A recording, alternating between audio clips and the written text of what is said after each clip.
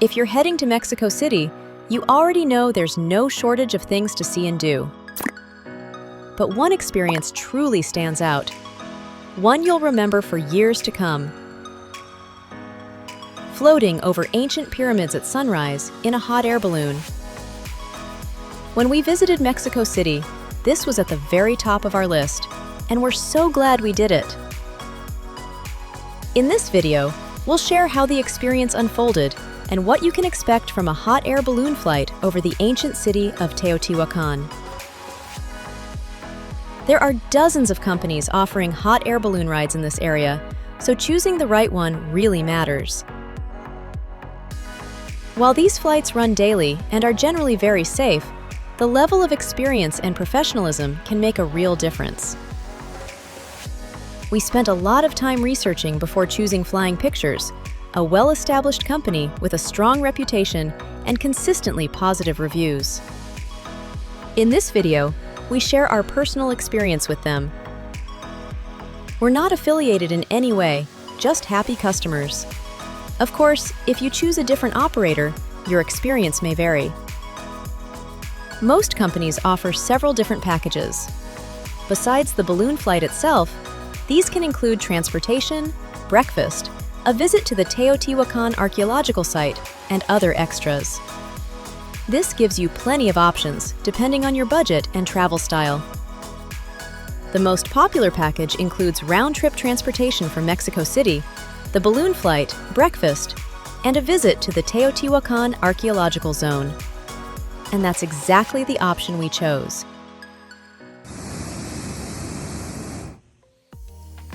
Hot air balloon flights always take off at sunrise, when conditions are just right.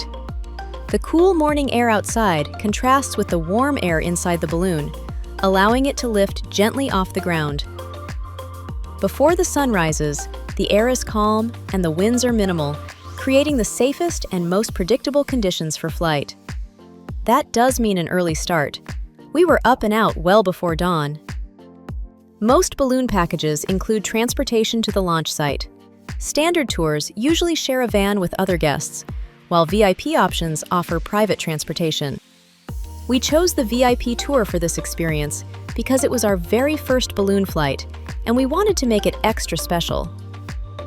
We were assigned a driver who reached out the evening before, and early the next morning, at 5 a.m., he was right on time, waiting for us at our hotel entrance. The drive from Mexico City to the launch site took about an hour. The return trip can be a bit longer, sometimes closer to 2 hours, depending on traffic. When we arrived at the balloon launch site, we were welcomed by English-speaking staff. After filling out a few forms and paying the remaining balance, these experiences usually require a 50% deposit in advance. We were ready to get started. We were assigned a specific balloon and given matching stickers to wear.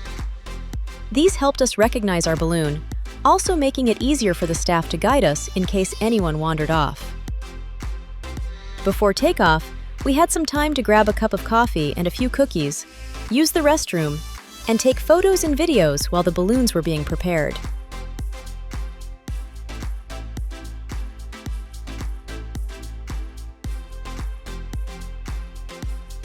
Watching them slowly inflate was fascinating and well worth seeing up close.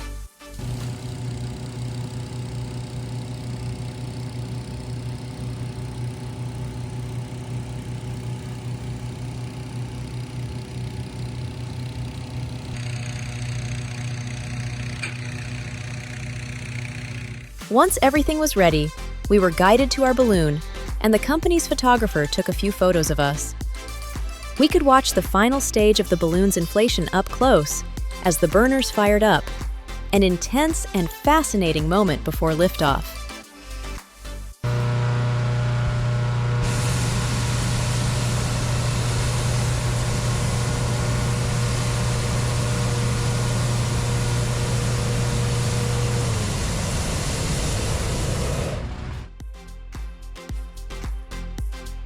As the balloon was ready for takeoff, we were invited to climb into the basket. The sides were fairly high, but built-in footholds made it easy to get in, and the crew was always nearby to explain what was happening and lend a hand, so there was really nothing to worry about. Basket and balloon sizes vary depending on how many people are flying. Larger ones can hold up to 12 passengers, but since we had a private flight, our balloon and basket were smaller, just for the two of us and the pilot. There was also plenty of room on the floor for our backpacks.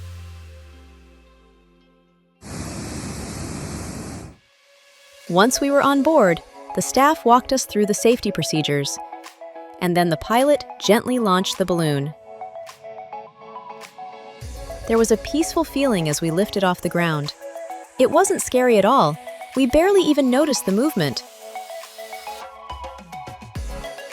The only real change was when we looked down and realized how high we were. It's hard to describe unless you experience it yourself, but it felt completely natural. Nothing like the sensation of a plane taking off. After liftoff, we drifted over endless fields of cacti, stretching out in neat rows below us. This is the cactus prickly pear fruit grows on, and it's absolutely delicious. So if you've ever wondered how prickly pear grows in Mexico, this is it.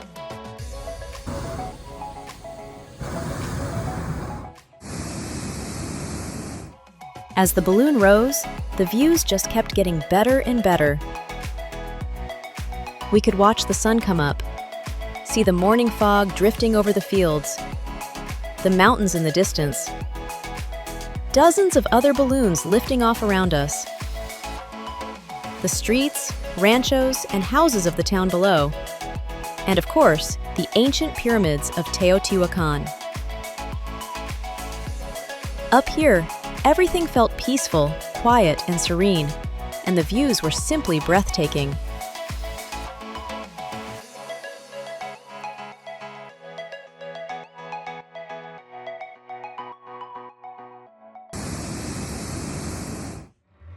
One of the things that made this flight so special was understanding what we were actually floating over.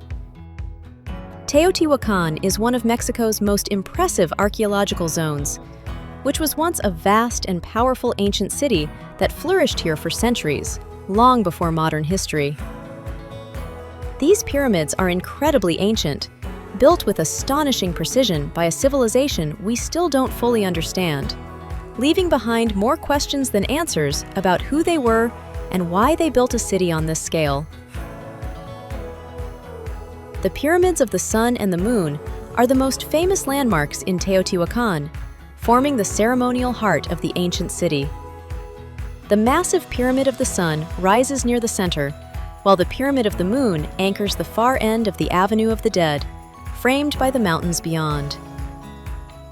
Stretching between them, the Avenue of the Dead is a grand ceremonial boulevard that cuts through the heart of the city, connecting its most sacred spaces and revealing the scale and vision of those who built it.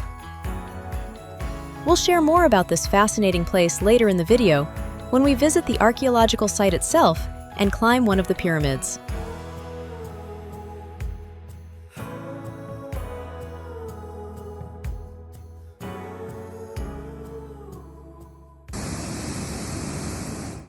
It's interesting to note that the pilot can only control how high or low the balloon flies in order to catch different wind currents. There's no way to steer it left or right. The direction depends entirely on the wind. Because of that, this is one of those experiences where you truly let go of control and trust both nature and your pilot. If you take this trip yourself, you might drift right over the pyramids and pass incredibly close to them.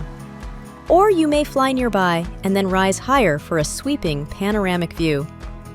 Every flight is different, which makes the experience even more special.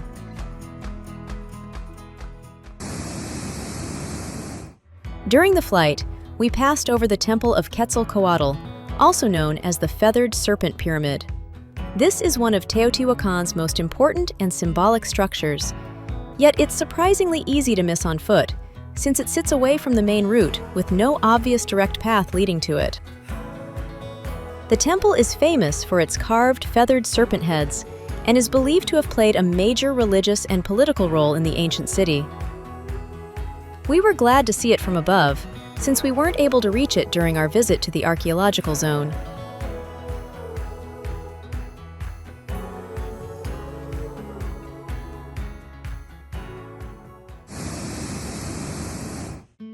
The entire flight lasted about an hour, but the time went by quickly, and before we knew it, it was time to land. Landings aren't always as smooth as takeoffs, so the pilot asked us to hold on to the sides of the basket and bend our knees slightly, just in case the basket grazed the ground for a few moments before coming to a stop. In our case, though, the landing was just as gentle as the takeoff. Credit to the pilot's professionalism and experience. The landing didn't happen back at the launch site, but out in the open fields, where the ground crew was already waiting to help us out of the basket and pack up the balloon. We touched down slightly off from the exact spot, so with guidance from the crew, we gently floated over the tall grass for a few more minutes until we reached the right spot. And it was a surprisingly calm and enjoyable part of the experience. Once we reached the right location, the crew helped us out of the basket, while the photographer was already there, capturing a few final moments back on the ground. Then, the crew quickly deflated and packed away the balloon, which was fun and fascinating to watch.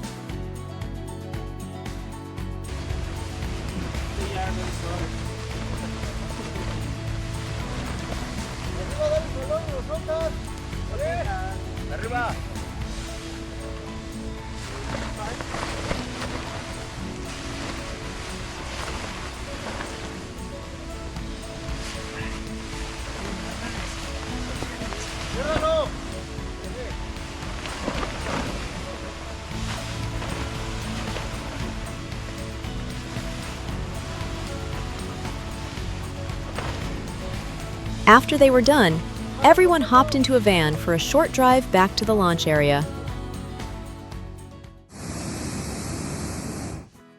When we returned, everything was set up for a small celebration.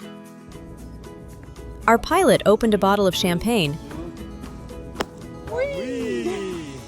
There was also juice in case guests don't drink alcohol, and shared an interesting story about the origins of ballooning and its long-standing tradition of celebrating flights with champagne. To top it all off, we were each given a certificate with our names on it. After the celebration, the staff showed us the photos and videos from our flight and offered a few purchase options. These included professional photos on the ground, GoPro images taken during the flight, and some truly stunning drone footage. We ended up getting the full package. It was a rare, once-in-a-lifetime experience, and we wanted to keep as many memories as possible. After meeting back at the launch site and reviewing the photos and videos, it was time to head to the next stop, breakfast. Since we were on a private tour, our driver was already waiting, so we didn't have to wait for anyone else and headed straight to the cafe, just a short drive from the archaeological zone. By then, we were pretty hungry, so we didn't film breakfast as we planned. But the place was lovely, with a buffet-style setup and plenty of tasty Mexican dishes.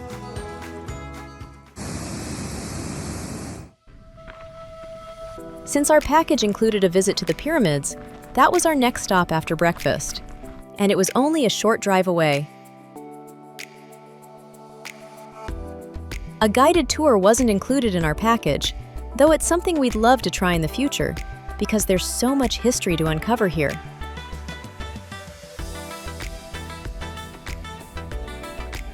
For our self-guided visit, the driver dropped us off at the entrance, provided our tickets, shared some helpful tips on how to explore the site, and let us know when and where to meet afterward.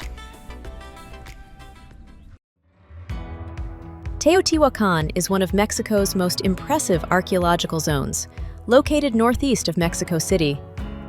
Once a vast and powerful ancient city, it flourished between roughly 100 BCE and 550 CE and was home to over 100,000 people at its peak.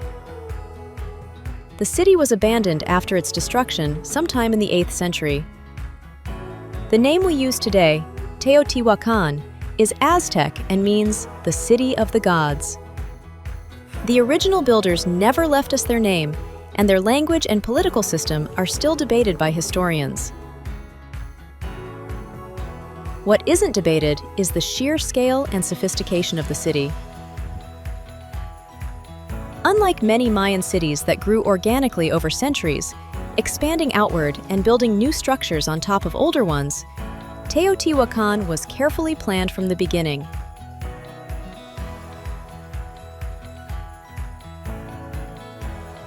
You don't fully notice that when walking among the ruins, but from a hot air balloon, it becomes obvious that this city was built with a clear and deliberate vision.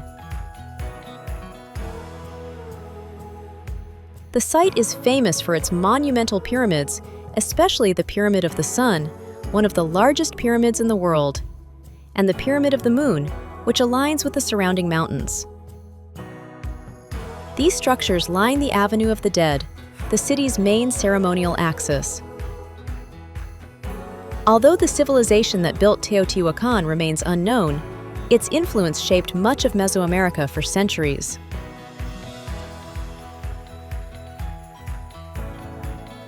The entire city is laid out on precise axes, and what really amazed us is that the whole grid is rotated about 15 degrees east of true north, and this was no accident.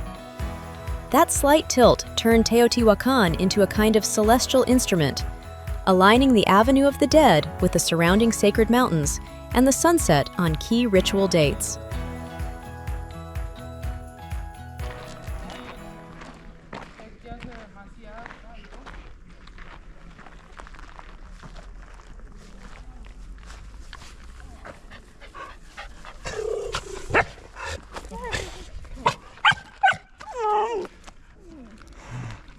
During our balloon flight, we drifted past the Pyramid of the Sun and over the Avenue of the Dead, which stretched nearly 4 kilometers, or 2.5 miles, through the city, with the Pyramid of the Moon anchoring its northern end. From the air, the scale felt calm and almost abstract. But once we were on the ground, standing beside these structures, it truly hit us. All of it was built without modern machinery, making Teotihuacan's scale even more impressive.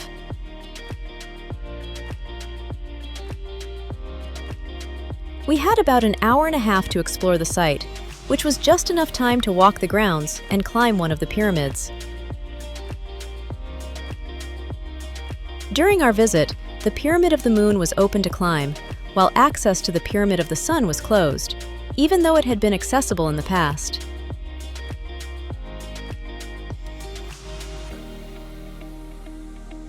We explored at a relaxed pace, and that time was enough to really take it all in, see everything up close, and quite literally touch history. We also loved the timing. We arrived right at opening, before the crowds, and for a while, it felt like the place was almost ours. The atmosphere was calm, with only a few low-key souvenir vendors around, nothing pushy at all.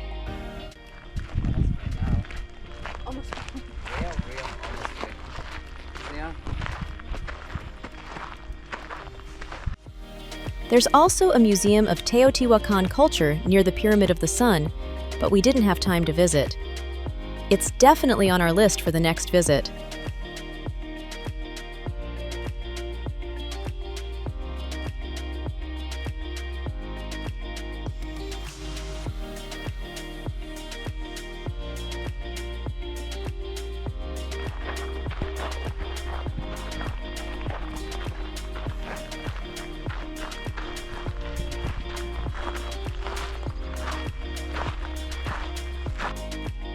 And once we were done exploring, our driver took us back to our hotel in Mexico City.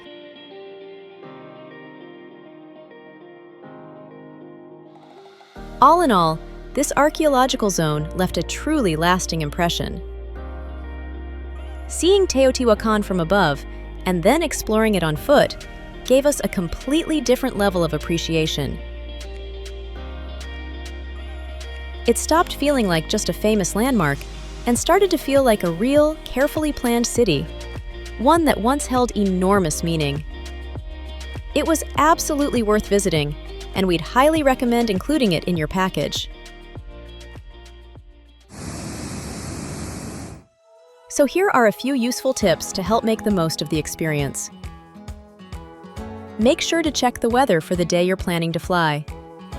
Early mornings in the Teotihuacan area are usually calm, with little to no wind or rain, which is why flights take place at this time. That said, weather can be unpredictable, so it's always smart to keep an eye on the forecast. Reschedules or cancellations are rare, but if conditions aren't safe for flying, the company will let you know in advance and reschedule your flight. For that reason, it's best not to plan your balloon flight on the very last day of your trip. Having an extra day or two gives you some flexibility, just in case. Dress in layers, especially if you're planning to visit the pyramids. Early mornings can be quite chilly, but it warms up quickly after breakfast. Wear comfortable, closed-toe shoes. You'll need them for climbing in and out of the balloon basket, and landings happen in open fields that can be dusty or damp, depending on the weather. If you plan to bring a backpack or tote bag, there's space to keep it by your feet during the balloon ride. Bring a wrist strap or neck cord for your phone or camera to keep it secure while taking photos. You definitely don't want to drop anything from that height. If your gadget falls, it may not survive the fall. Bring some water for your visit to the pyramids. It can get hot, and there's nowhere to buy drinks once you're inside the archaeological zone, so you'll be glad you have it with you. We'd also recommend bringing a bit of cash, just in case you'd like to tip the pilot and crew or grab a souvenir. And that's a wrap! If you're visiting Mexico City and want one experience that's easy to do and truly epic, a hot air balloon over Teotihuacan deserves a spot at the very top of your list. For us, it was truly unforgettable. If this video helped you plan your trip, give it a like so other travelers can find it too. Drop any questions in the comments. We're happy to help. And don't forget to subscribe for more Mexico travel ideas that go beyond the usual checklist.